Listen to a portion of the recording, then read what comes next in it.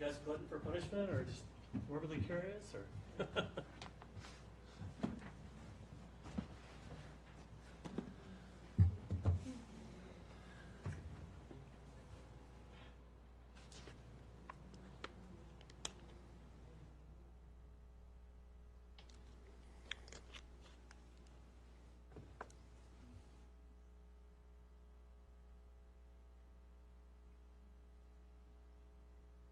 Glad to have back to school night tomorrow, or open house tomorrow.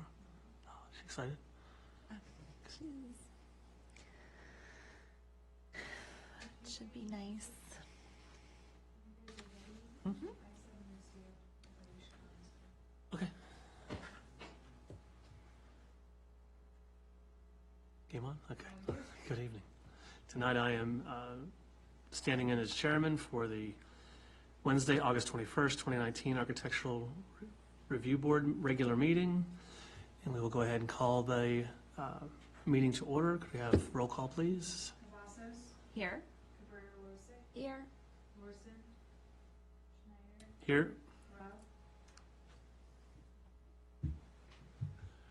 Okay, now that we call the meeting to order, we will next have the Pledge of Allegiance.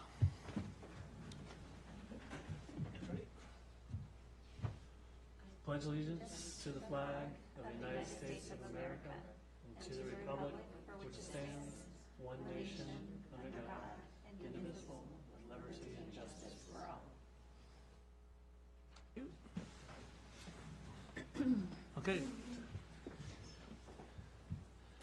Next up with the minutes approval for July 19th, I had asked to follow up with Shelley to clarify some statements that were made during the meeting with regards to requests of the applicant and some other statements about items. We reviewed the minutes together and found that the minutes are suffice or stand as written. So they will be the same minutes as the last month's packet. So I will go ahead and make a motion to approve the Architectural Review Board minutes of July 19th. I second the motion. Any discussion? All those in favor say aye. Aye. Nay? None? Okay. That motion will pass 3-0 with Lurson and, I forgot Aisha's last name. Mr. Correll absent for the vote. Okay.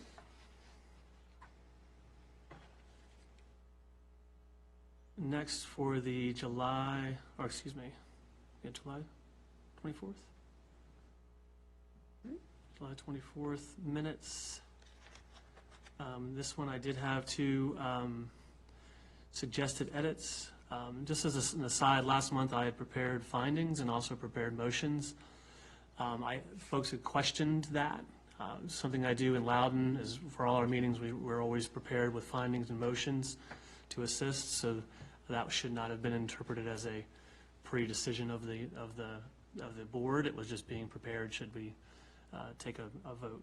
So the two motions, the subsequent motions to the vote for denial of the demolition, I had sent those verbatim to Emily and asked her to incorporate those into the minutes. The only suggestion I had was there was a fairly substantive, is that the right word? Accounting of the applicant's presentation. Member Lon had made some statements about things that we should not discuss, and I just suggested that if the ARB would be comfortable, or should we recommend that his specific prohibitions be listed in the minutes. Does that make sense? Mm-hmm. So we just say, the town attorney listed these, or listed, it's on the next page, listed concerns or things that we should not vote on, actually listing those in the minutes. That was to kind of be able to balance that discussion between the applicant and the ARB. So, Emily, does that make sense? Okay. So can we vote with those amendments or any other amendments that we would like made, or how would you like to do that? Why don't I prepare the amendments to the draft minutes, and then we'll bring them back at your next meeting for everyone to review. Okay. If that works. Any other discussion? I agree. Okay. I think that's a good idea. I move that we defer the adoption of the July 24th, 2019 minutes to the next, as amended, as discussed this evening, to the next regularly scheduled meeting. I second. Any discussion? All in favor, say aye. Aye. Nay, none. Mr. Correll, and that's 3 and to approve, and the motion, I'm sorry, I'm not used to doing this. Motion approved, 3, 0-2 with Mr. Correll and Mr. Lurson absent for the vote.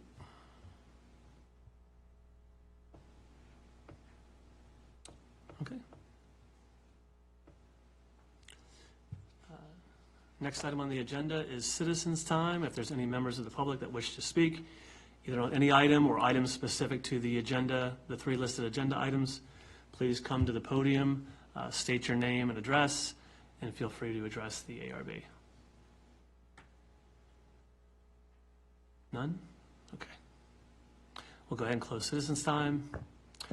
Next up, agenda item 5, agenda items. We have 3. Ms. Emily, could you please go through the statuses? So I just wanted to let the ARB know that Taco Bell did reach out. They'd like to defer till September. They're still working with their architectural team to come up with something that meets what you guys requested. So they'll be back in September. And then our next item is ZP 2019-024.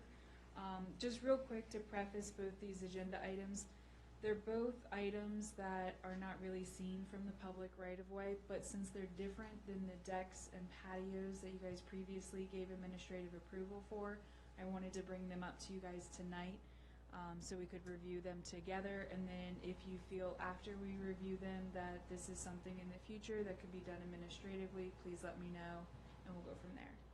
So the first one is Kiwi Place, the walk-up steps from the basement. This applicant is applying to put in a new walkout basement door with stairs leading to and from the entry. This has been approved by the homeowner's HOA, and the materials will be all matching the existing construction, and then there will be a black railings added on the stairwell. So pretty simple application, but I'll call the applicant up if you guys have any questions for them, and they can certainly answer. So just to clarify, so it's a walkout basement, concrete sides, concrete steps, and then just an Yes. iron railing on the top. Mm-hmm. Yep. Hello. Good evening.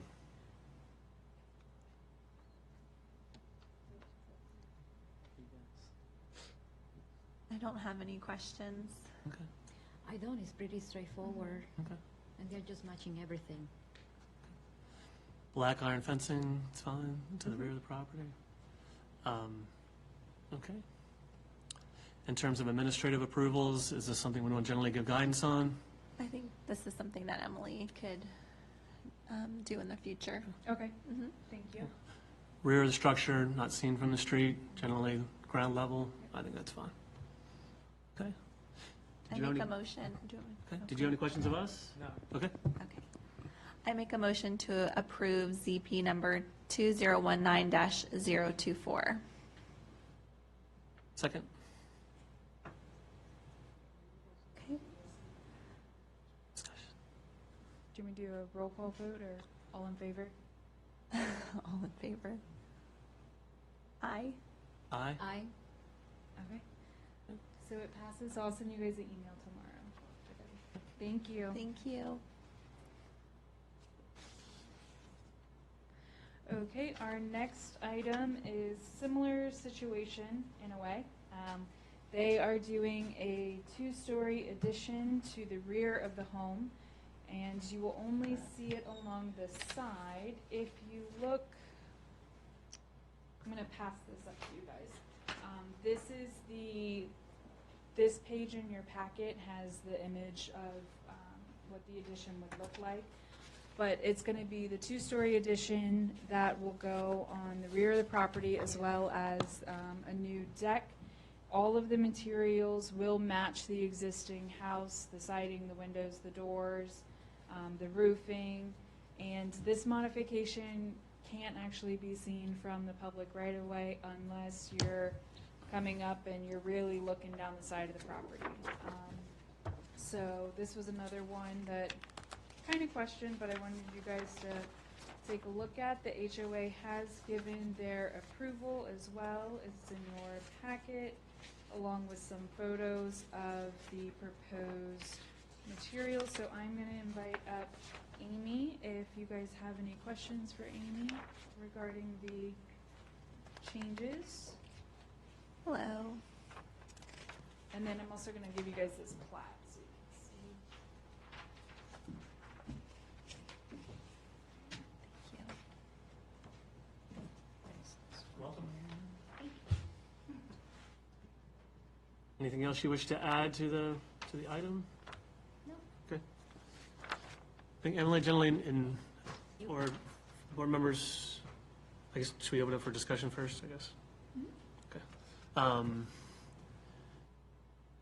I'm kind of the opinion, if any additions is less than 50%, expanding it less than 50%, not increasing the height, matches the materials of the existing structure, I'm comfortable with that being an administrative sort of I of agree. approval. Beyond 50% kind of changes the scale and massing, and changing materials is something that we should probably look at, so. Everything else zoning-wise is within the setbacks, the height, the massing, the lot coverage, so. Okay. I don't have any questions. I don't have any questions.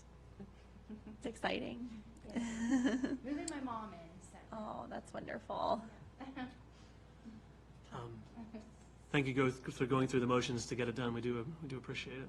Yeah. So, Okay. I make a motion to approve ZP number 2019-025. second. Okay. All in favor? Aye. Aye. Thank you. Thank you.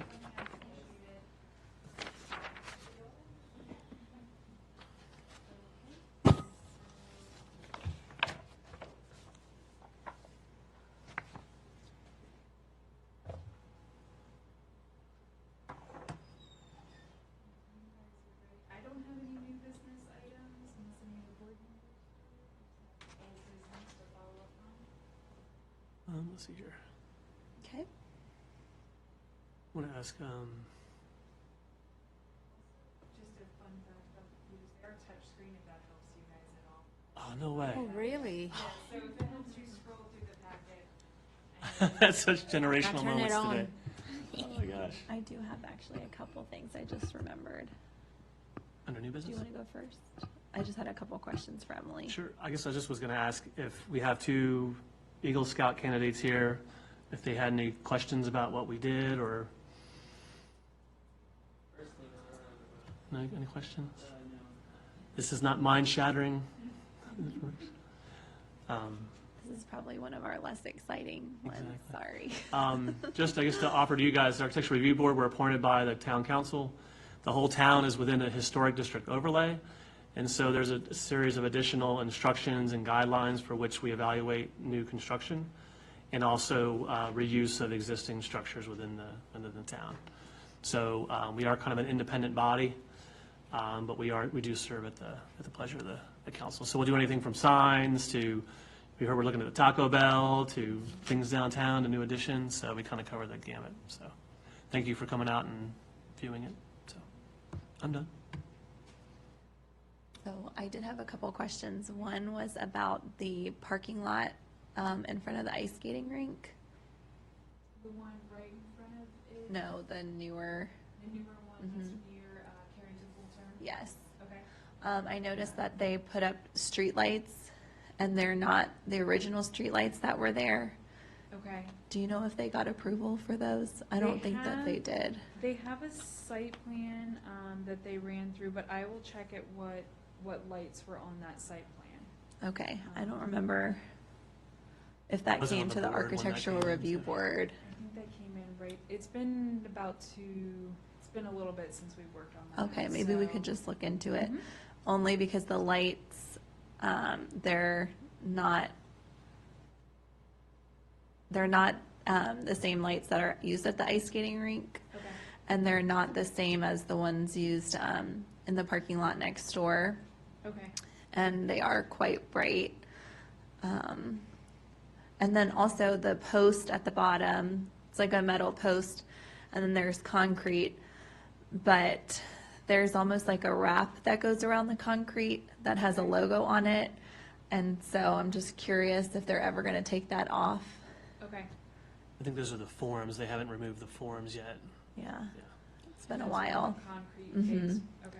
Then I also noticed that between the parking lot there and then the one where School of Rock is, they have multiple barriers to keep people from going through.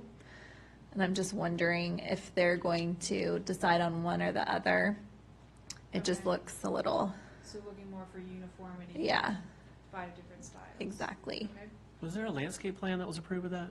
yes. Okay, they're still on bond. Okay. It's been a very slow, it's been one of our slower projects, and I'm not quite sure why it's taking a while, but I'll follow up on all of our design questions. Okay, thank you. I did notice, and I've got my daughter in the habit of, she'll pick things out now when we're driving around town. The Dell Web signs up behind CVS, there's about a 15-foot high kind of directional Dell Web sign advertising the units to the west. If that's something you could look into, please. Okay. You said it's behind CVS? Behind CVS is, it doesn't get much visibility. It's kind of wedged in there, but if Okay. you're trying to go on the on-ramp to go on to 66 East, Okay, just as you get past, just behind the landscaping, it's just above all the trees. It's like in a V, and it has, they're advertising the Dell Web. I would assume they would have had to have Melodon's approval to do it, but typically we've not had, if you could look into whether or not we allow off-site kind of sales signs, can do. please. I was also going to bring it up when we do our guidelines, because I know that we don't have it addressed in the guidelines, but with all of the different flags and banners and the temporary here with Eugene's, I'm just wondering if there's something that we could talk about to maybe allow one per business, just a little, it just looks a little messy over there. And I'm also wondering if there's something we could do to help them, perhaps like a similar sign where we have for the Copper Cricket, something more permanent that, so Okay. people know that it's right there. Okay, Just noticing that they're putting up a lot and yeah, it's kind of getting a little crowded over there. okay. Yeah, they put up a lot of call them bandit signs, kind of the small yard sale signs, so. Yeah. Any other That's all my new business questions. items? Okay. Old business.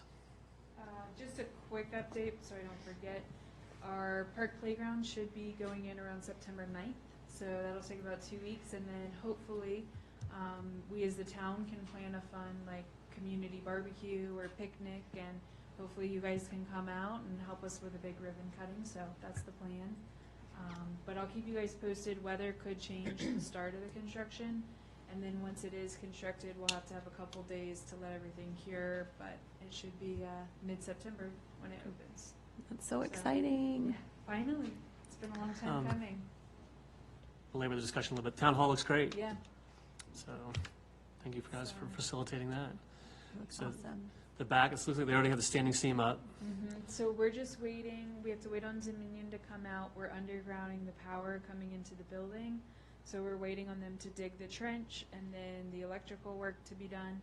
And then the back will be finished, and then the roof, I think, if it's not done, I don't think it's done today. I think it'll be done Friday. We do want to ask, do we want to look into, because right now we have, all the other doors are the kind of aluminum, brushed aluminum with that. Yes. That is actually, it was an add-on item tonight, so Okay, yes. I'll be quiet. No, we can go ahead and talk about it now if you guys are ready. We wanted to talk about probably replacing this door, and if so, what color, and we were thinking match the other 3 doors. That's what I was thinking, just match. I mean, the other two look clean. I mean, the police door has to be a solid 6-panel door just because of security.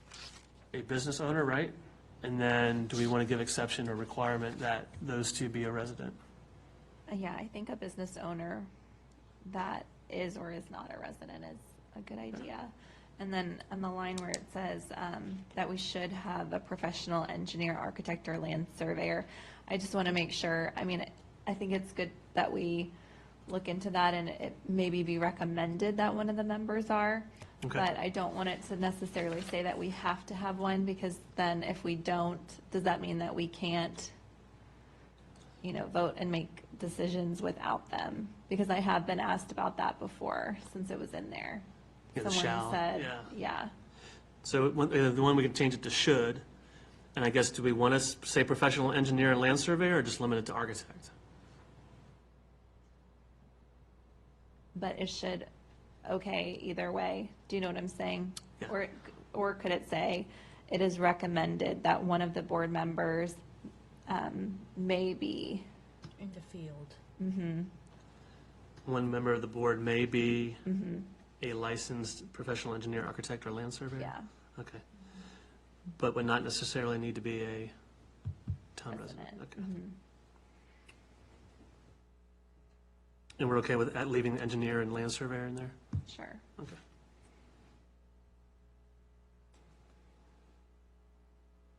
So if I heard you correctly on a member of the board being a business owner Haymarket.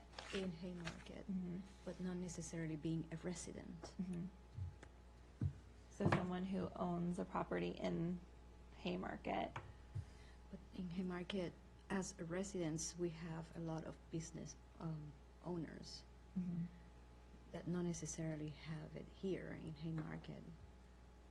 I think that would point out better, as a volunteer for the architectural board. Should it be a provision that the business should be located within the town? Should we further elaborate that it should be like a brick and mortar? And the reason I ask is, I think we'd previously discussed it in the terms of, let's just say 50% of our applications are signs or things that business owners are wanting to do to their shops and offices. So this was kind of giving them a voice of what they want to see in the commercial area, the industrial area. And so maybe we need to kind of tighten that up so that that's what's reflected, in a sense. So that we can have their perspective Right. reflected in our And votes. And maybe one additional thing to consider is that even if they don't own the building, because we do have a lot of business owners who rent space, that their seat would last, as long as they're owning and operating a business in the town. But if they were to move out of town and give up that lease, then that space would be filled by a different business owner. I think it does give us the perspective of a business owner, the challenges in either signage, cost, I mean, those types of things, so. But we do have residents that are business owners, not in town, but they are business owners. If you are looking just for that perspective, should be a resident. Okay. My take. So it could be basically leave it open to either or, That would be good. either or, okay. Either a town resident that owns a business or a, That owns a brick and mortar business. I think the preference would be a resident. But if they own a brick and mortar business somewhere, because then they would understand Yes. visibility and all of that, even if it's not here. We want their expertise in like the managing the business, the advertising, marketing, etc., the beautification. so I think one way to do it, to address is just say a business owner in the town, whether it be a resident that owns that business or a separate business owner. Does that make sense? I think she's saying that it could be a resident in Haymarket too that owns a brick and mortar somewhere. Yeah. Because then they would still understand, that the local businesses need to be Okay. seen. So it could be just a business owner of a brick and mortar business So would that then though fall under any board member? Because any board member who's a resident, despite their whatever profession they do. So I guess what I was thinking is that this business owner would strictly be an owner of a business in the town because our historical overlay affects them. And so it's how they, relate to the business community. I see what you mean now. Yeah, so kind of like our business community, a lot of them get together and they kind of talk about their signage, their monument signs, how they can advertise, help one another. So I was thinking of this position as kind of a business representative. Bringing a voice for the network. Yes. Okay, Yeah, I don't understand now. okay. I just saw it before as, sticking out in the language, like we want somebody from the outside to sit here that has, interests, I got you. financial Okay. interests. That's how I saw it. Okay. And the distinction So- I think was making is because we had that requirement that all shall be residents.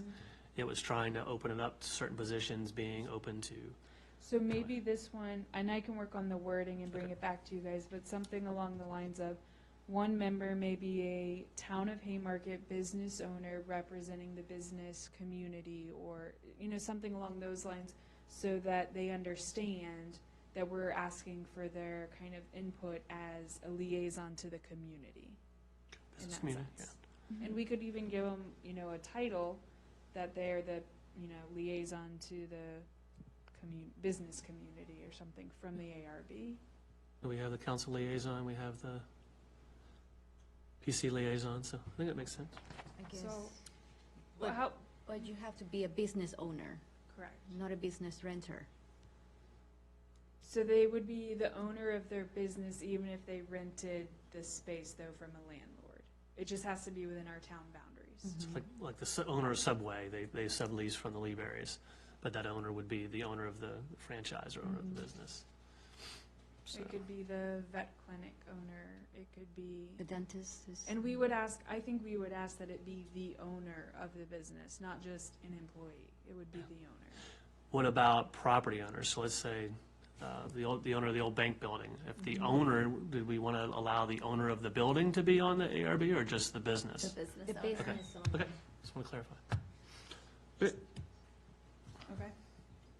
I'll work on the wording and I'll also see how our town attorney feels with how we phrase certain things and describing it. And I'll come back with a draft for you guys on that. The only other thing I could think of to organize is to kind of have, these are the town residents and these, real estate interests, whatever. Additional board members may be made up of a licensed engineer or an architect and a business owner. So Okay. it's kind of something like that, kind of breaks it up into two. Okay. Terms of office, so our ordinance says 3. This had staggered terms. I couldn't remember if we're under staggered terms right now or not. Yes. Okay. So But it's, it does get a little confusing, so recommendation to do a consistent, although if you stagger them, then everyone's not up at once. And you're not getting a whole brand-new board at once if everyone decided not to. 'cause I think each of our terms, except for the liaisons, are different. Okay. Right. If there's a way to capture that, because when I first read it, it's saying, okay, only one serves for 2, only one serves for 3, or only one serves for 4. If there's a way to describe that. I was looking at the town website today. The town website does say 4 years, and the ordinance says 3 years. So I guess, did we have any preference for 3 years or 4 years? If we say 4 years, we may have to amend the ordinance. But if we say 3 years, we just match. Just we don't 3. leave it 3? Okay. Okay. Emily, if you could just clarify that. And fix it on you said it on the website, it says 4? Yeah, if you can double check. It's, when you look at, you go to ARB, lists the members, and one of the tabs on the left says vacancies. Okay. And it says there's 2 terms open, one open till 2020 and one reserved for a landscape or architect. Okay, And then below that, it says they serve for a term of 4 years. So okay, we'll take care of that, thank you. Okay. I think that was a carryover before your time. So, okay.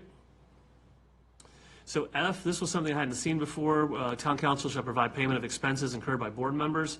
I didn't know if that necessarily needed to be under the terms of office. Is that something we want to add later on, or is it even really necessary?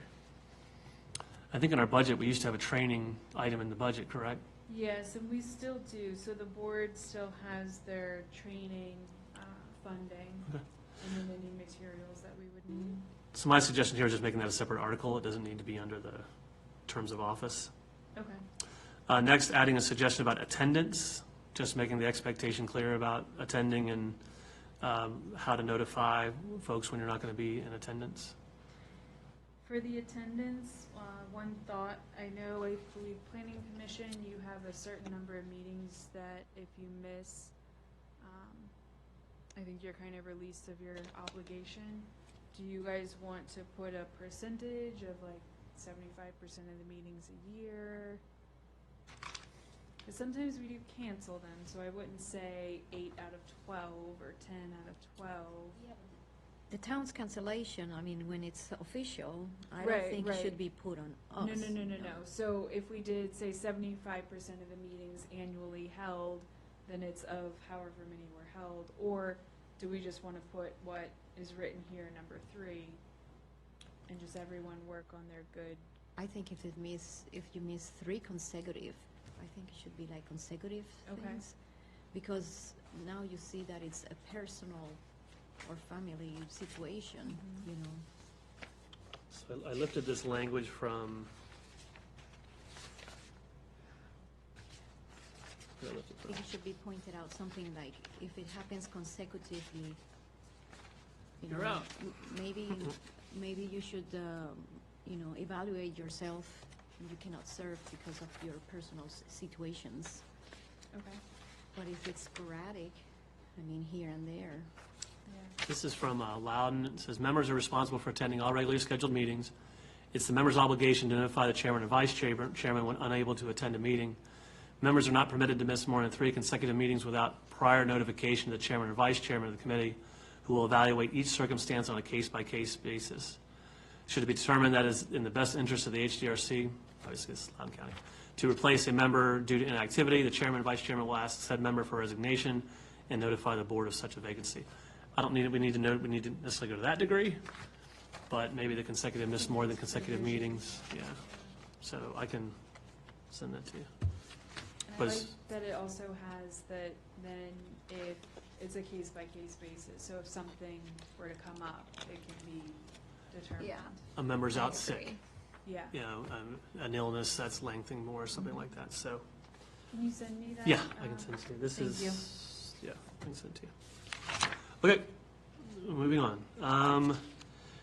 So the language that we used here talks about a clerk, and that a clerk shall be a member of the board, an employee of the town government, and be a voting member.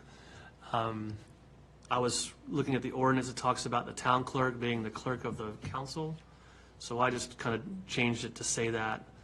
The ordinance says, Architectural Review Board shall elect its chairman and vice chairman from its membership, and the town clerk shall be its secretary. Since, Emily, I believe now you're doing minutes going forward, what I did was just carry forward, the town clerk or designee of the board shall be the board secretary. Okay.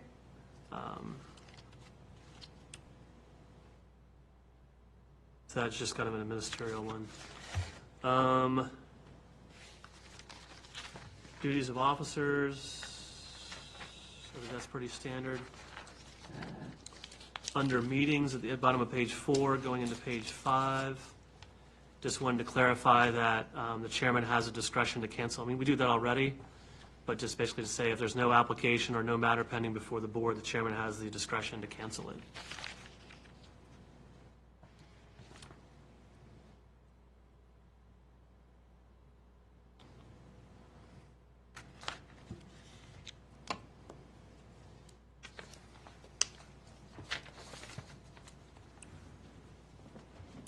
Any questions on that? Okay. In terms of voting, I added the clarification Sorry, I have unsupervised kids at home that are texting me. Since we have 7 slots but only 5 members, I just added the current membership being the quorum, if that makes sense. So, rather than saying all the membership, because we're not fully staffed. Okay, order of business, I just suggested here we just follow our template. Our template has call to order, pledge of allegiance, public comment, so just following the format that we already use. So citizens' time is, Right here it calls it public expression. uh, I'm thinking just follow our regular agenda, which has, what happened, Mr. Computer? Okay, right now we say pledge of allegiance, minutes approval, citizens' time, agenda items, new business, old business, planner update, commission update, council update, adjournment. Or just to suggest we just translate that into this to match what we already do.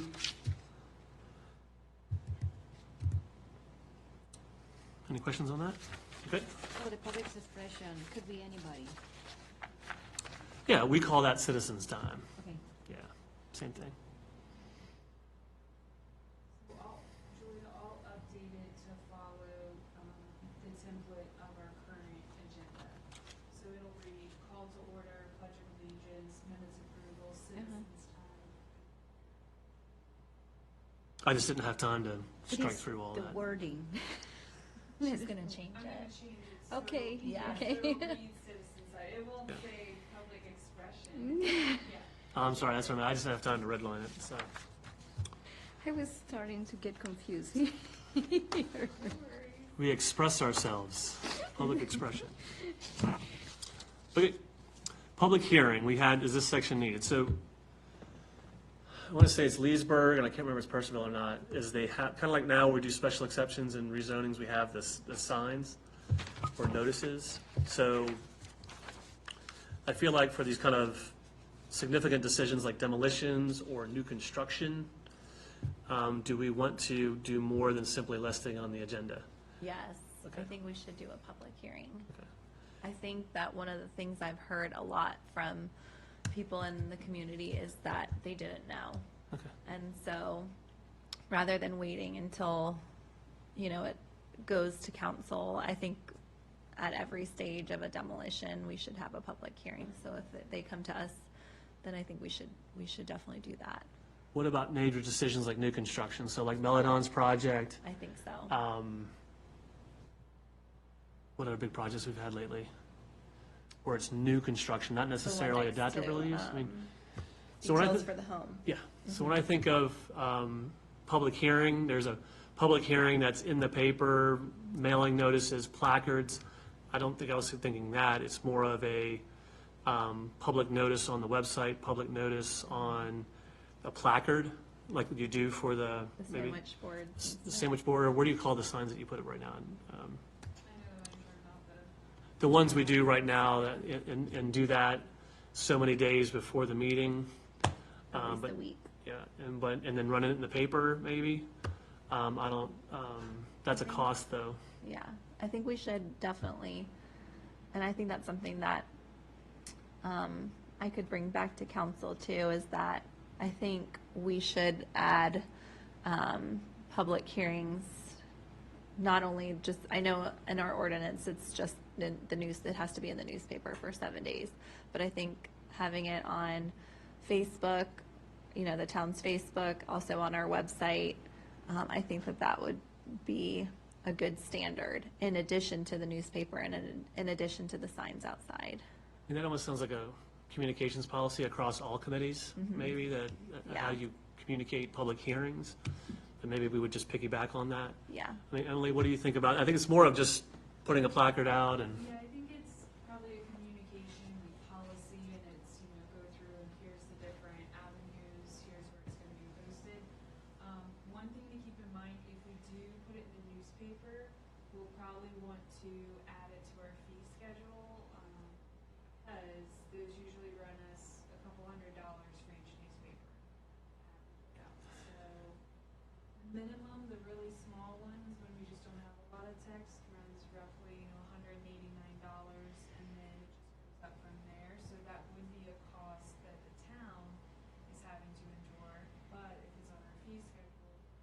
eventually those application fees start to pay for the notices and things. Yeah.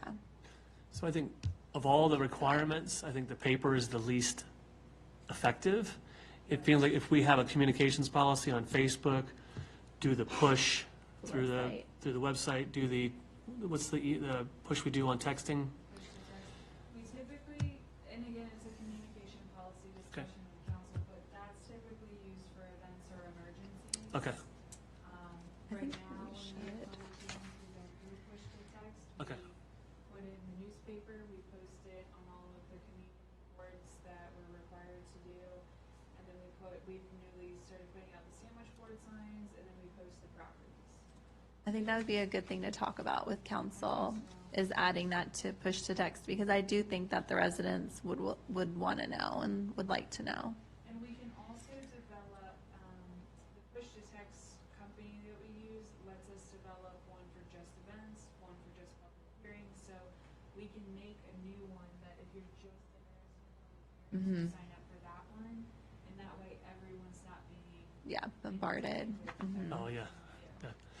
So to me, there's two parts then. There's one, what elements of our work do we want to have heard, which to me sounds like new construction and demolition permits.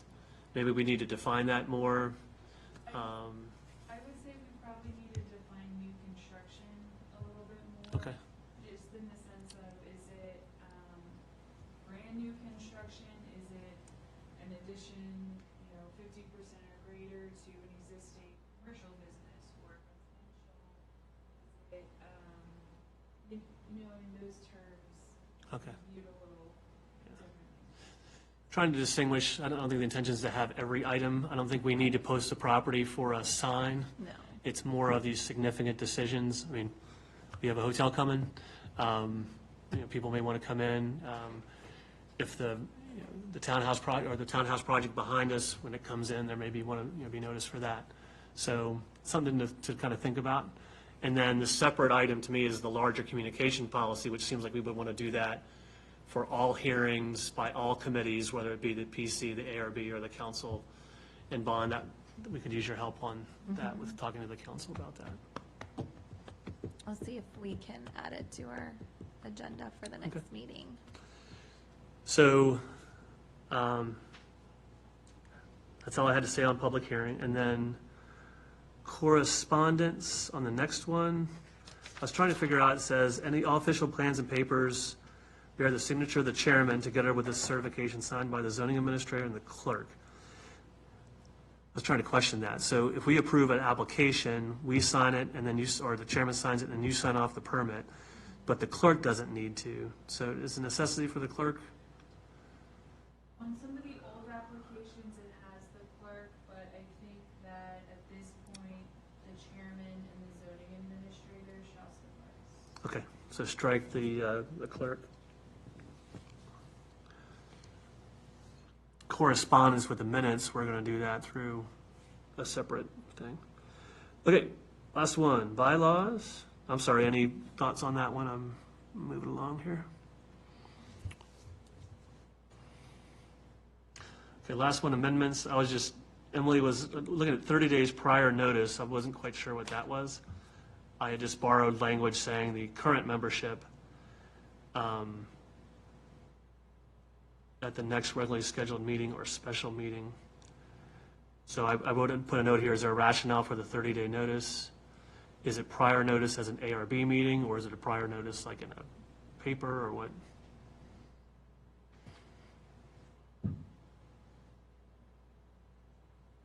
It might be in reference to, like, notifying the public. Okay. So maybe then it's just keep, current membership, it announced at a meeting prior to a next regularly scheduled meeting, something like that. That maybe is with the 30 days notice. We have to announce as an agenda item that we're gonna try to change the bylaws. If that's something you could mess with. Okay. Any questions on that or thoughts on that? Great job, Marchant. Okay. Thank you for doing that. It's team effort. Emily got started. Thank you. That's the hard part. Okay, I will send you the the membership, consecutive meetings, or I'll just leave it with you. Thank you. Guidelines, are there any areas that anyone feels strongly we need to look at aside from the list of historic structures? That one I'm working on. I'm trying to come up with a comprehensive list that would be in an appendices that has at least a photo of the house and then a little bit more detail, so it's not just a name and an address. It would be more of like the style or something of that nature, but more of a hearty list there in the appendix. That's a great idea. So I think we should add a section about what I was saying earlier about temporary signs or flags or banners. And- Size, number, frequency. Yeah, I'm not opposed to them having it because I do understand. But I'm thinking like one of those banner flags per drive-in entrance. So I know that they have two at that one, but there is two different ways to drive into that parking lot. So I would understand if they wanted to have one on Fayette Street and one on Washington Street, for example. And then the same thing with the sandwich boards, like if they want to have two out, maybe at both of those drive-in entrances and not at the same, just so they don't get so crowded. But then we have to think about, well, what if every business in that building wants to put a sandwich board, you know? So it's tricky. Same thing with the banners. It's maybe they can only have theirs out for, I don't know, a certain number of days at a time, like, So Who would the regulate current- that? I know, it's, well, we'll have to, When Emily. Mark the sign in the calendar. Put chalk mark on it. So the current temporary sign ordinance is 45 days. So whatever updates we do, we'll want to make sure that we run a temporary sign ordinance update through the planning commission as well, Okay, so that they at least match up. yeah. But yeah, right now it's 45 days. So a sandwich board is considered a temporary? Okay. And then they can't be on the sidewalk. They have to be out of the VDOT right of way. That doesn't always happen. Yeah, Sometimes people put them in the sidewalk to make you walk around them and see it. Was there a restriction on the number? I can't remember. I'll have to go back and look at it. I don't believe there was. Because then you also have your different types of temporary Oh, signs, that's right. like we're having right now. And then you have these multi-tenant spaces, like you're saying, in these buildings, that if everybody puts their sandwich board out on Monday, you could have 6, 7, all competing in the same yardage there. I mean, I'm trying to think of over there. Is there a sign? I know that there's one over by Cupcake Heaven. There's, is it a monument sign with the multiple businesses? But on this end, there's not, right? There is There one is. for the Winterham building, so it'll have Fashion Forward, Eugene's is on it. It's, right where Fashion Forward has a little sidewalk that goes up against their building, it's right there. Okay, But I think at this point, you can't see it. no, There's a lot of other signage and yeah. impeding its visual effectiveness. I don't know what the solution is, if it's to meet with the landlord or the owner of that building, and I just would like to come up with something for them. And maybe even if you move that sign over to the corner. Yeah. Or maybe moved it to the other side of the driveway, so it's not lost in the architecture. Right. Because when you're driving by it now, like you said, you And have, it's just high enough it- up on that little hill. and it's the same color as the brick and the siding behind it, so you don't really see it, so maybe that's something worth looking at, maybe. Okay. Maybe you could just talk to Eugene's about maybe just minimizing a little bit. Another sign item to discuss is wayfinding signage. So there's the old green sign here that points to details for the home. But some of our other businesses have asked if it's a possibility. I I don't know if that's something that I think that's fine. wants to be revisited. Signs off, businesses off Main Street, Mhm. kind of thing.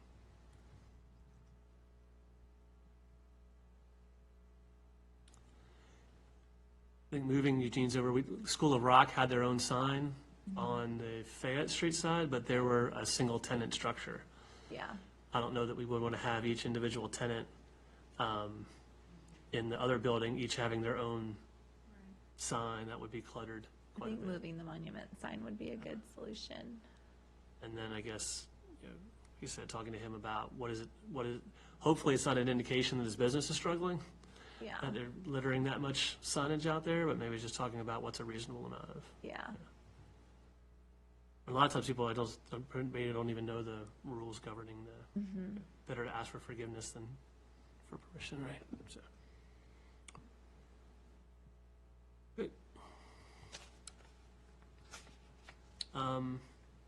Anything else on design guidelines?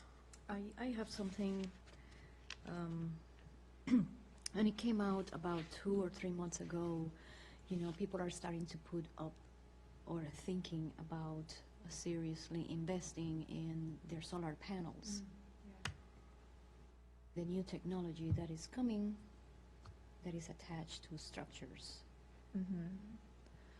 I know this is something that came in Manassas. Didn't they already approve them?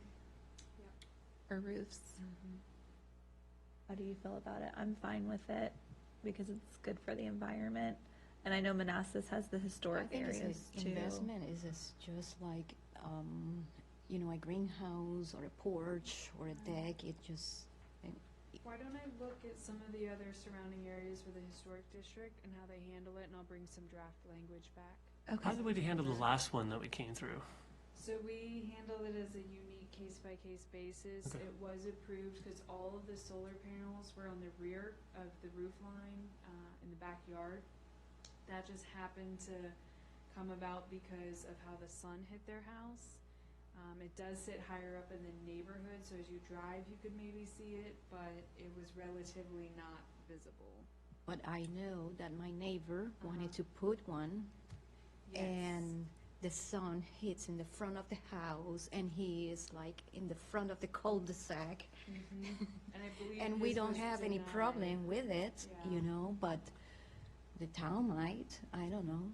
It was never HOA may brought have an in. issue with it. Yeah. HOA didn't have a problem. Right. No, that is an investment for the community. And, we look at older communities like Beltsville and Laurel in Maryland, where the laws for, solar panel are forthcoming, and they give a break to the homeowners to invest.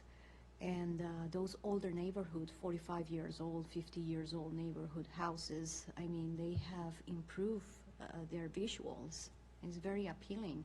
Once the neighbor put that up, they feel empowered, and they try to spruce up their gardens, change shingles, and you see them, upping their game into their, putting more money into their property after the panels are installed. Especially the landscaping around their homes are greatly improved. I think too, we talked about non-reflective surfaces. The technology is evolving now. I think part of the challenge with solar panels is that they were reflective, so when the sun hit it, if it's on the front side, you're getting this glare into neighbors' houses, which could be the same on the back. Yeah, But I think the technology's evolved now to where it's, well, the technology is going to cost a lot of money. And, the technology in those things, it takes about 15 to 20 years to become affordable for the regular people, for the working, the sandwich people. I don't think it would be any position, just to Think good to talk approve about. solar panels that are non-reflective, this or that or the other. But there are certain cases, like my neighbor, if that comes up, yes, you're driving down the road into your cul-de-sac home, and you see that reflection, you know, or the kids playing in the ground and that reflection, and that harms the eyes. But other than that, I don't think there should be an imposition, you know, to incur into more of a financial burden.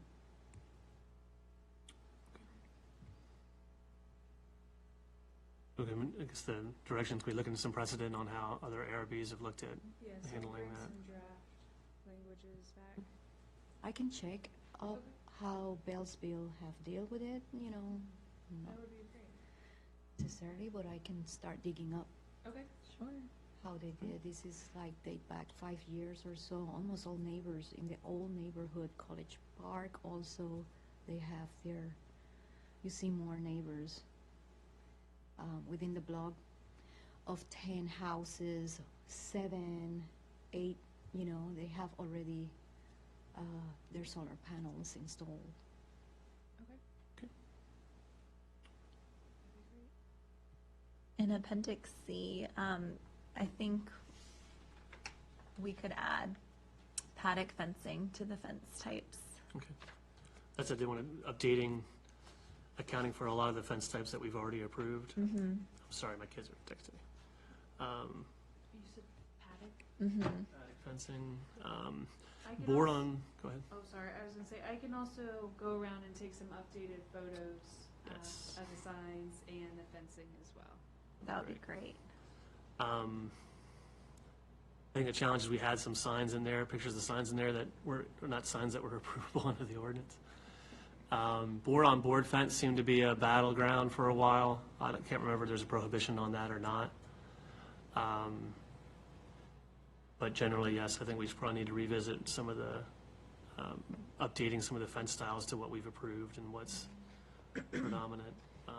Maybe clarifying in the fencing section where fencing is permitted to start.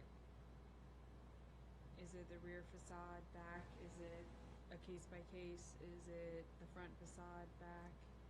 Like with the height question Is we it the had front too. yard? Okay. I feel like it has to be case by case.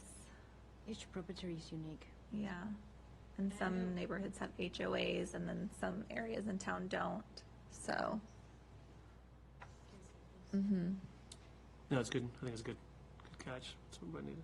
But I guess the design guidelines would be, even on a case-by-case basis, the material styles and designs, I think.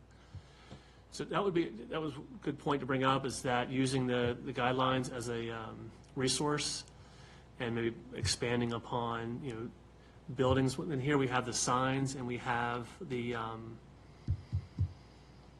fencing, but taking an example, because we talk about neoclassical, we talk about Victorian, we talk about colonial, and is having some good examples that we can put into the ordinance to say, K-Town, when you say colonial, what are you thinking about? You know, shopping center. When you're thinking about, what do you call this building? We get the idea, is that finding clear examples that we can put in there. I think that would be a good resource. Yes. So, And I think also clearly spelling out what materials are approved, what colors are approved, not just the Sherwin-Williams historic color palette, since they do phase those in and out. So maybe it's a list of, here's the 10 simplified color names, navy, maroon, things like that. And then we can say, the resource we look to is this color palette, Mm-hmm. okay. something in that nature. Okay. I think that's a good idea. Do we want to have some provision in the or in the guidelines about well, maybe that's an ordinance thing, about maintenance? If it's just regular maintenance, you don't have to come through inclined? There's a provision in the guidelines that needs to be updated because it reads it's a hard kind of read, where it says that if it's 10% of a material repair, it can be done, without any approval. But if it's more than 10% of a material repair, but then it's like, how do you define material repair? So I think that needs to be readdressed. Oh, yeah, in that was nature. like an example of a roof, of a tin Right. roof or something like that. Mhm. That's be a good idea. And then, And then we can also define what is administrative approval and what falls under that category to date. Okay. That would be Good. good. spelling out materials. specific building materials. I can't remember if we had that in there. We've had a lot of hardy plank recently, which is a new term, cementitious siding, but do we want to try to better define, do we want to discourage vinyl? Do we want to have four-sided architecture? Do we want to, I think we need to balance, in my mind, kind of your, Green Hill's a different animal than downtown, is different than the west side, so maybe better, more of an emphasis or make it clearly that these are the certain areas under which these materials are anticipated. So, And I think we can recommend them, but I know that certain materials are way more expensive, so it does get a little tricky. But of course, that would be our first priority because we know that it looks like wood, but it lasts much longer. I agree. But it's also like a case-by-case basis because, one family might not be able to afford that material, but they might be able to afford vinyl. So of course, we'd rather them, make the improvement one way or the other, rather than just letting, a building fall apart. But, so, And so to me, I guess the point is context sensitive. Yeah. It needs to be context sensitive, Yes. what you're doing, its location, mhm, it's, is it new construction, is it rehabilitation? yeah. Okay. And then, hate to bring it up, but clarification on demolition. I think we should put a small reference for blight ordinance. Okay. Just clarifying the things about what we can accept as justifications. That and have the expectation of, that property, but we have the reference back to the blight ordinance and so on. There's the things that we can cite you on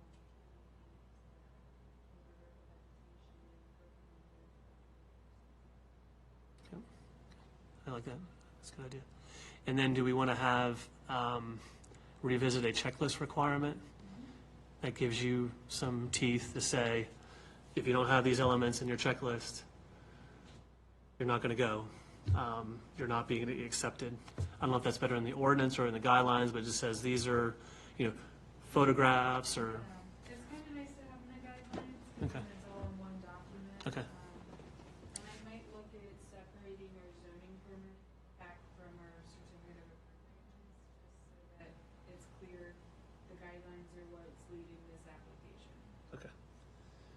Put some minimum requirements if it's a sign, picture of the facade. I think we have that loosely anyway, but just make that an expectation. So I think as an ARB, we can say, or back Emily up to say, you're not complete, you need to have these things before we make a vote, so, okay. Whether it be new construction, signs, Colored photos. yeah, demolition, permits, yeah. Lighting, we had, do we want to visit light structures at all? I think mostly we've, Go to it.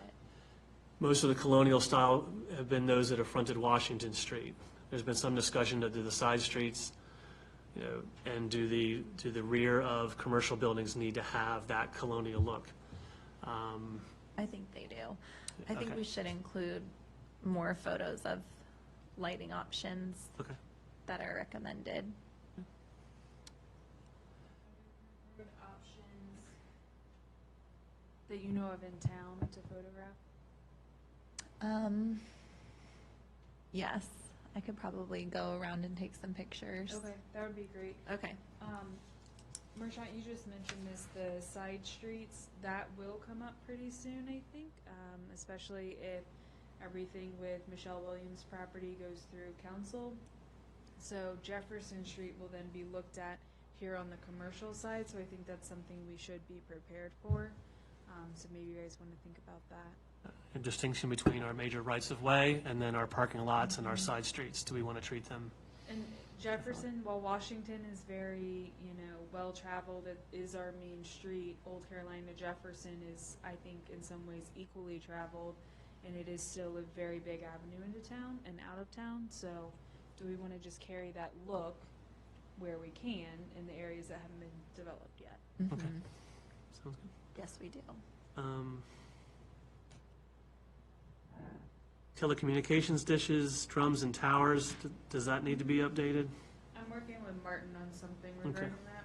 That might, I don't know if that falls where solar panels would fall under or not. No, No, you don't think so? Okay.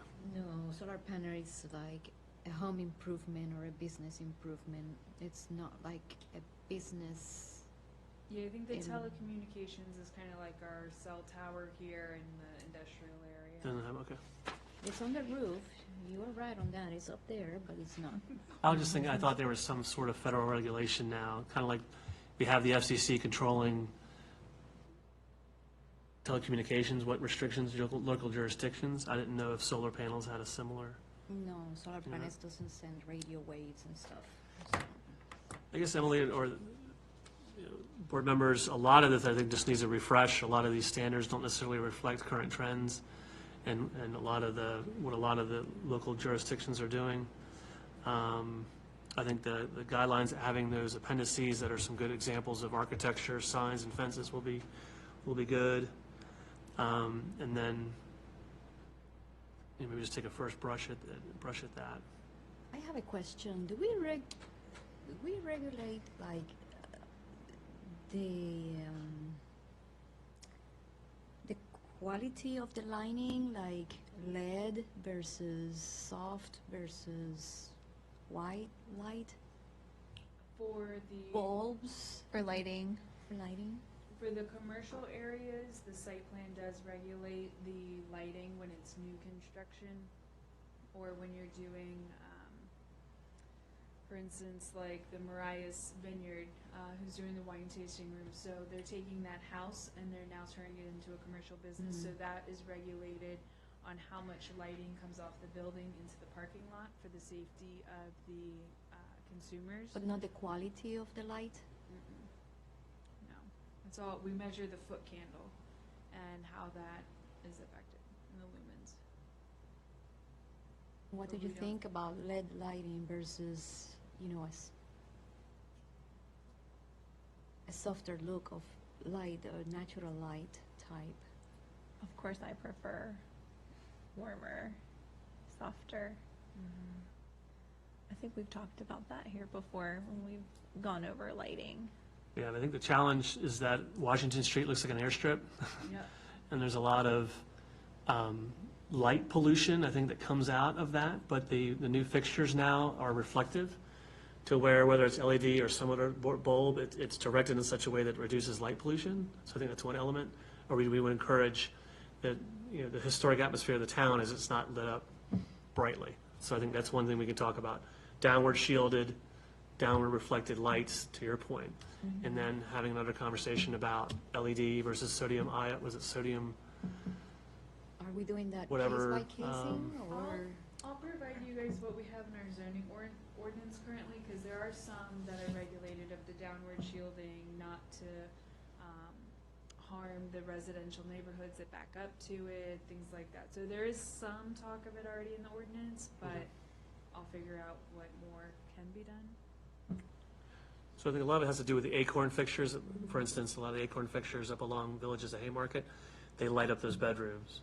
So if there's a way to keep that look of the acorn lantern, but not have that light pollution up top, then I think that's something we should look at. Emily, I know we're belaboring this a little bit. Some of the other things that just kind of caught us, I'm scanning through, certificate of appropriateness. We had that 14-day decision. Maybe it makes sense to just cross-reference back to the zoning ordinance, but not necessarily it out.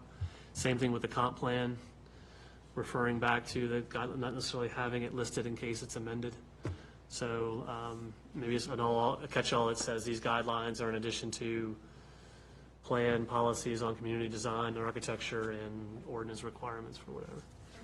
That'll keep that issue of inconsistency between the two.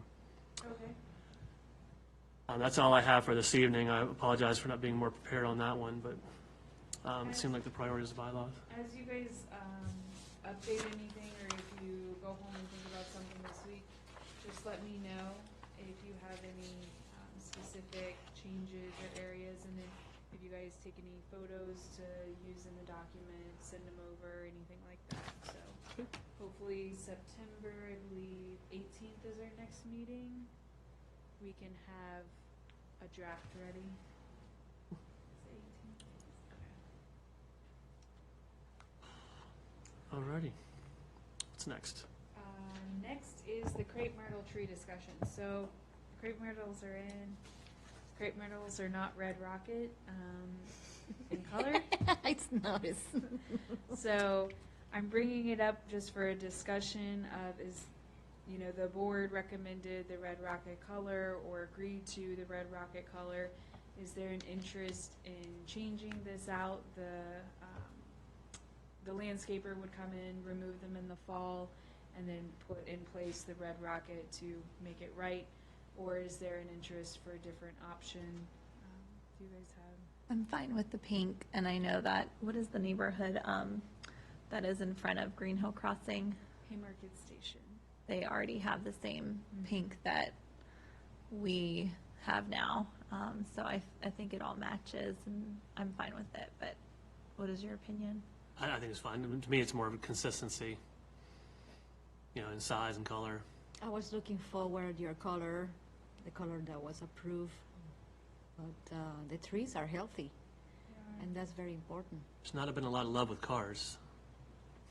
Yeah. A couple have been hit by cars. A couple but- bit the dust, but so did a couple light poles. It happens. A They'll little be bit- replaced. Little pinball lately. Yeah. They'll be replaced once the weather's right for planting, but yeah.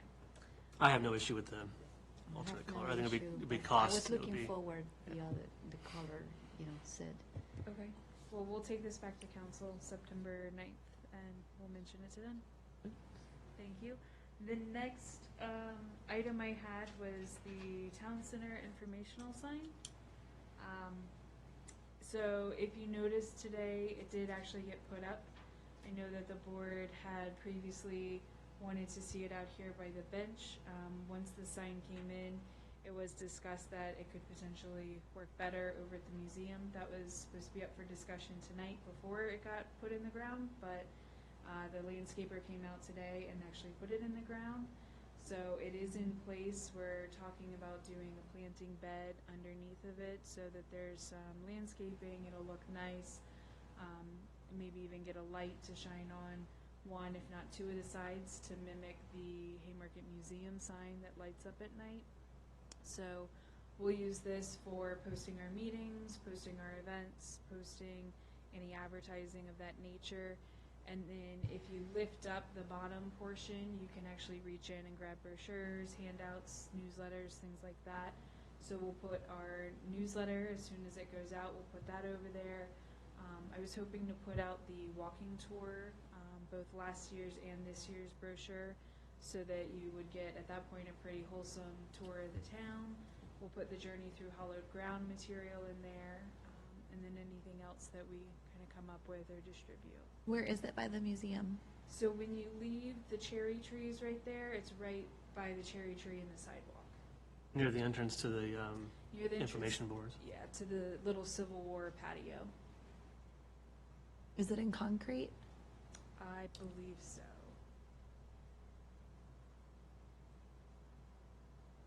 I wasn't here for the prior discussions. I'm not sure what. Who discussed it The mayor discussed it with us, with? staff. Oh, So.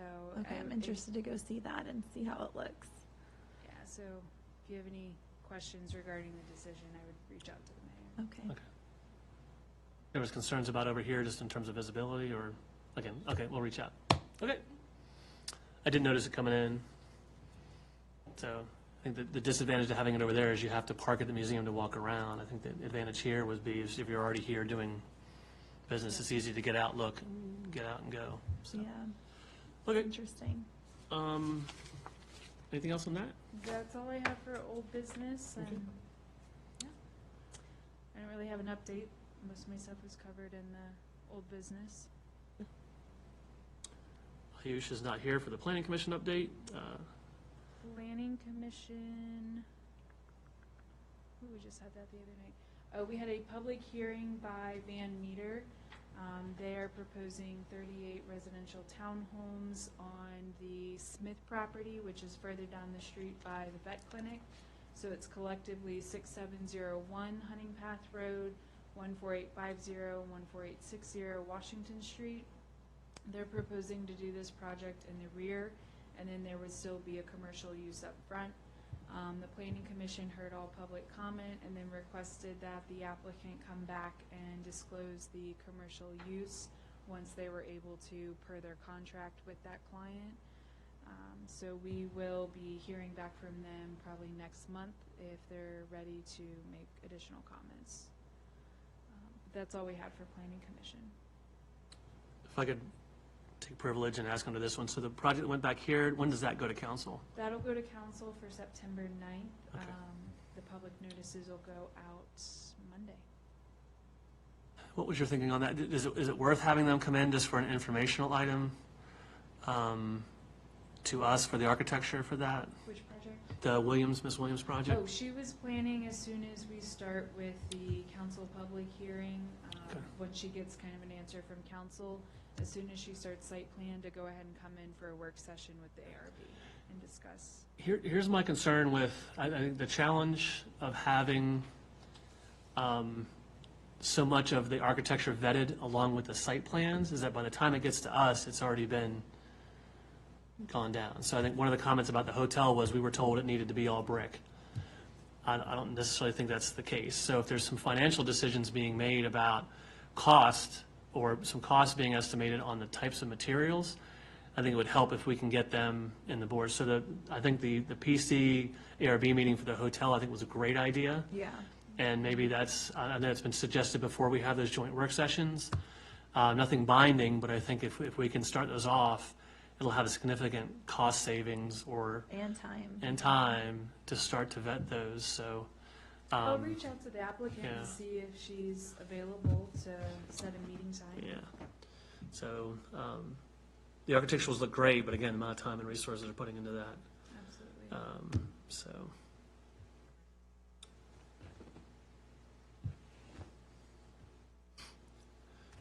My oldest daughter's asking, are you done yet? Stop talking, Daddy.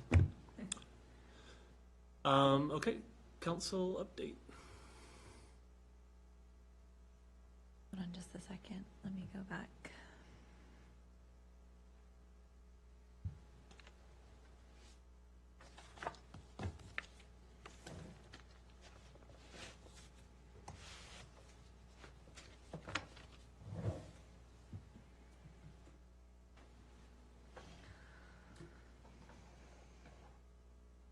Okay, so we had our town council meeting on August 5th, 2019, and there was a budget amendment. I think it was actually, wasn't it tabled, Emily?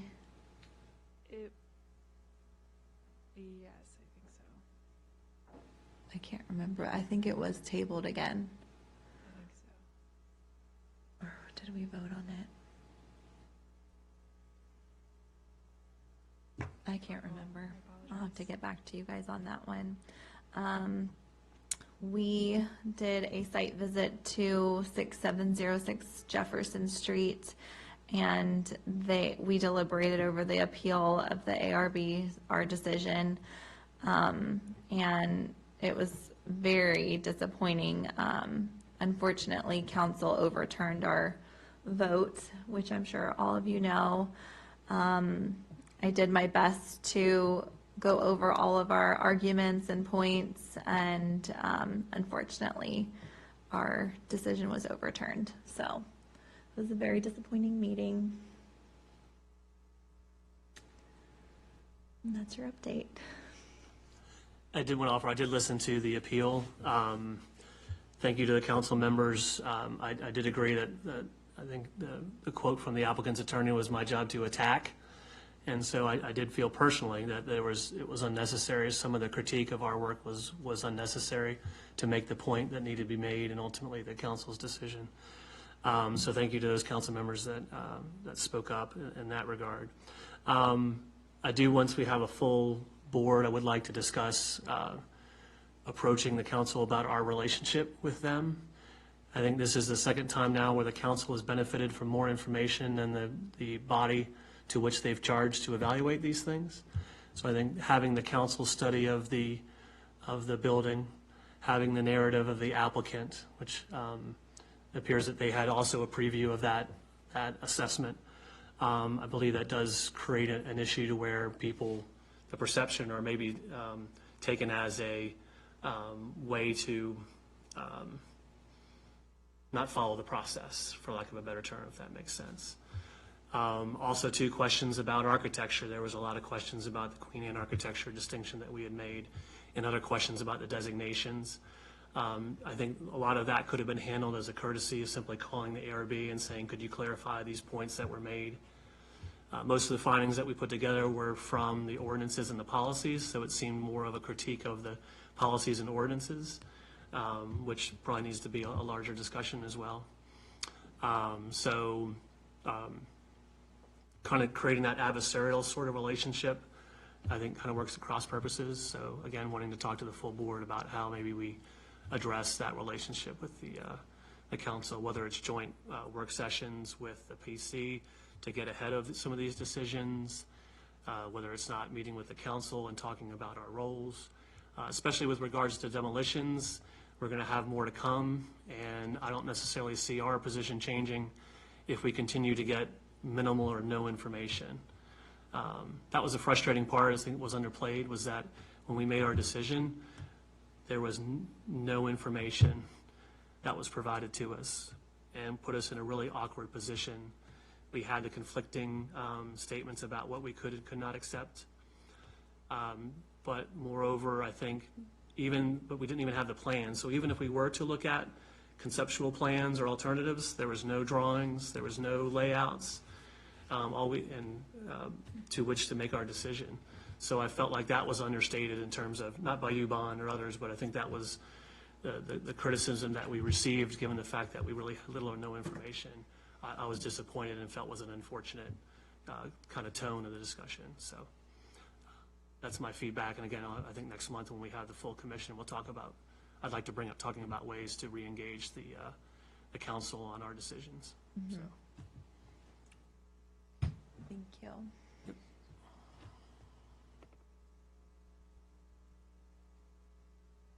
Okay. Any other business to discuss? Okay, do we have a motion to adjourn? I make a motion to adjourn. A second? Seconded. Okay, Sorry. majority, all in favor, aye. Aye.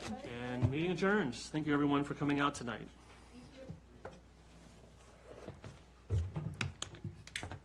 Gentlemen, this wasn't one of our more